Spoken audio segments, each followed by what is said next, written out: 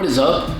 Welcome to Every Single Guitars, where the goal of this channel is to review every single guitar ever made. Today, as you can see, we have two guitars right beside me, both a Les Paul style guitar. So right here, this is a Epiphone Les Paul custom, which I have already reviewed. Post a link somewhere in this video so you can check this out. Overall, very good guitar. But today, I want to review a Les Paul type guitar that I've actually never seen. Never heard of the brand name. Very cheap. I got it for very cheap. Well, I did get it used, so that made it a lot cheaper. But still, regardless, it was very, very cheap. I have here a Davison Les Paul style guitar. So, to be completely honest, I've never heard of this company at all. I thought that I knew most of the guitar brand names, but little did I know, the more and more I've been buying and selling guitars, I've been discovering some guitar brands that I've never even seen, never even heard, never even knew existed. This was one of the guitars that I found recently that I've never even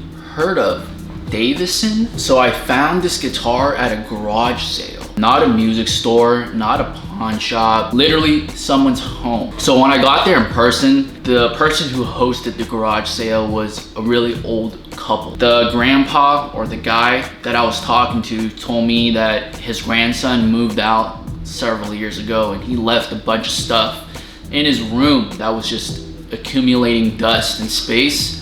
So he just wanted to sell some of the stuff that they weren't using anymore. So when I asked him how much he was willing to sell this for, he honestly didn't have a price. He didn't know what the value was. He didn't know how much it cost, but he told me $100, which is still pretty cheap, you know, for any type of guitar. But since I've never seen this guitar around, this brand name, I've never heard of it, I honestly didn't know what the price was either. And I tried to do some research online and there wasn't a lot of credible information related to this guitar that I've seen. So when the guy told me $100, I just said, will you take $40? Just like lowball, you know, out of the blue. Obviously, I didn't think that he would accept it.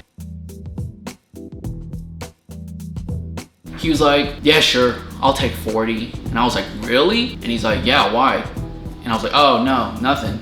So basically, I got this guitar for $40, which is, that is probably the cheapest guitar I've bought of this quality. First impression of this guitar when I got it, it was really, really dirty. It was a lot of dust, which was pretty obvious because he told me he never played it. It wasn't even his guitar. So when I opened the case and saw this guitar, it was a lot of dust in the pickguard area, on the pickup area, and on the headstock. Really old strings. Apart from, you know, the dirtiness and the dust, the guitar itself was perfectly solid, perfectly fine, no cracks, no dents, you know, no missing parts or anything like that. I completely disassembled the guitar, took off the strings, took off the pickups to see what it was like, oiled the fretboard, cleaned it up, cleaned up all the dust, put on new strings, set it up a little bit. After doing all that, dude, this is probably the best guitar I've bought for $40. I mean, as you can see, the reason why I decided to bring this Epiphone out was because it's the same exact build, apart from the headstock design and some of the quality of the parts. Like, the tuners on these are much better, the Grover tuners. But, you know, this is what,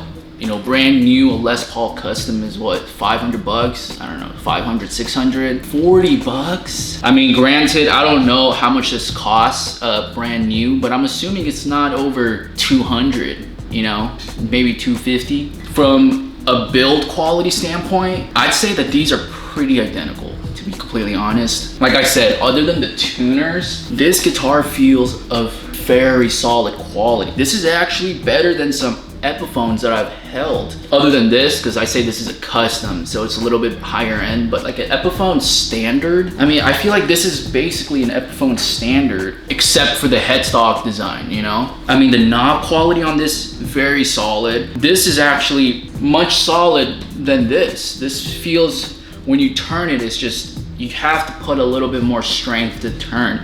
That's how solid and firm these tuners are, or these knobs are. The body is very good quality. I'm not sure what wood they used, but the finish on this is actually very well done. When I first saw it in person, I actually thought it was black. But you know, when I looked much closer, it's actually a navy dark bluish type of color with like a little flame type thing in the middle. So I thought that was very cool. The fretboard is very good quality. The neck is solid. Like I said, I've never heard of this guitar brand, never heard of Davison, but if you're looking for a budget guitar for under 250 bucks, brand new assuming, this is probably the best under 250 I've ever seen in my life. Honestly, much better than a Squire quality Epiphone. Like I said, not the custom, but the standard and some of the other Epiphone Les Paul models. This is probably on par, if not better than those, which is crazy. One thing if I had to change, like I've mentioned, would just probably be the tuners. So far, I have had no issues with these tuners, but just from touching it, the plastic or the metal of this is not really high quality. You know, if you own this guitar for several more years, you know, the tuners may be not working as well as right now. But regardless, other than the tuners, this is incredible guitar, honestly. 40 bucks, are you serious? 40 bucks? That's like the price of 2 guitar cables, quality guitar cable. So I'll show you how this guitar sounds. I've actually bought my first pedal ever. My first pedal, and I bought a looper pedal just for fun. I don't really know how to use it that well. I bought it a couple days ago, so I'm still trying to learn how to use it, but I'll show you how this guitar sounds.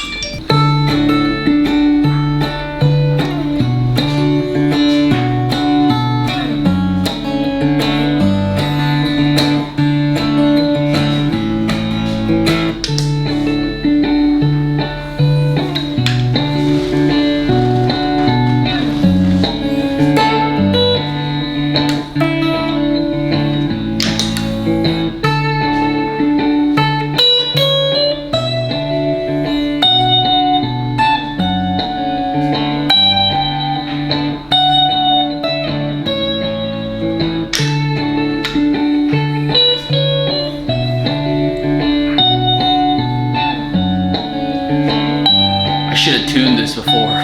It's too late.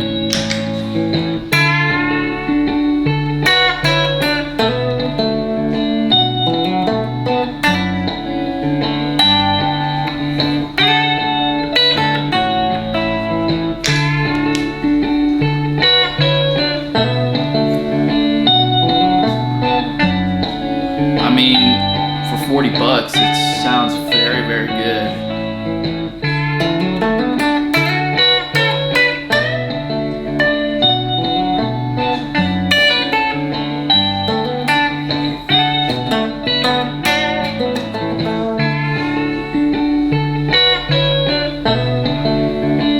Not bad. Not bad at all.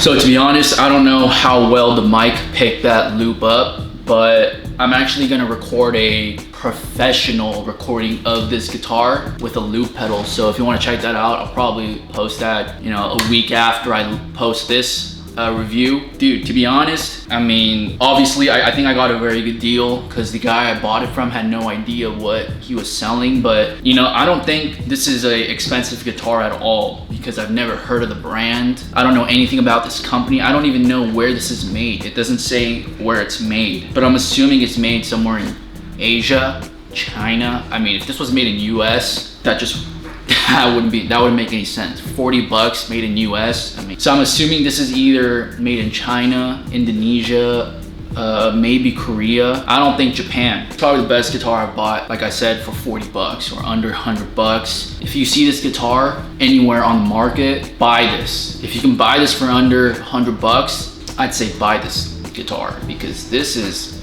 a steal, an absolute steal of a instrument.